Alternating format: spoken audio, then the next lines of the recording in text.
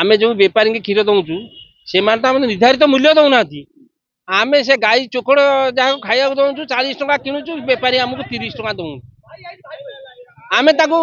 सी बेपारी आनी कौट देवे आमर तो गाई जी रखुचु से चोकड़ खियार जाऊँ आम 2 पैसा मूल्य ना तार कहीं आम चाषी आम आम कथा तो बुझीार ना सरकार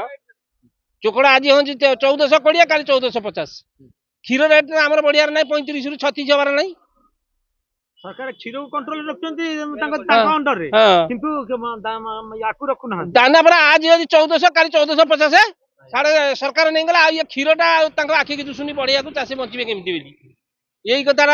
खाली दाना पे पैसा नहीं जावा आ क्षीर पे जो रेट बढ़िबो चाषी केमती बंचे चिंता ना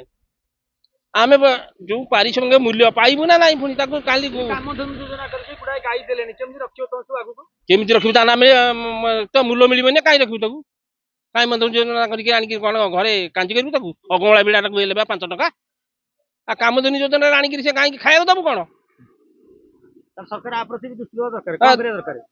दृष्टि देवा दरकार क्षीर रेटा केमती बढ़िबो चाषी केमती बंचिबे ए कथा करिया कथा दरकार ना नहीं नहल गोखा जो कंट्रोल रखु हाँ गोखा जो रेट न बढ़े आमको जमी क्षीर रेट कम दाना से कहीं बढ़े कमेकी दौतु जी दवा कथा से दौना मन को बढ़े देवे दाना आ क्षीर बढ़िया दुसुनी 40 टका पहले क्षीर किलो को 35 टका आ चाषी खाली बेपारी की ठकी दौंती बेपारी नहीं मैदा पूरी दौन मैदा कौन मिठार पड़नी मिठार गुड़िया मैदा नहीं कम कर कौन कम कर धरियार नहीं तो गुड़िया को ये गौड़ कौटी छेना नहीं पुड़ा 5 किलो 10 किलो से धर देंगे अपमिश्रण होगा खाद्य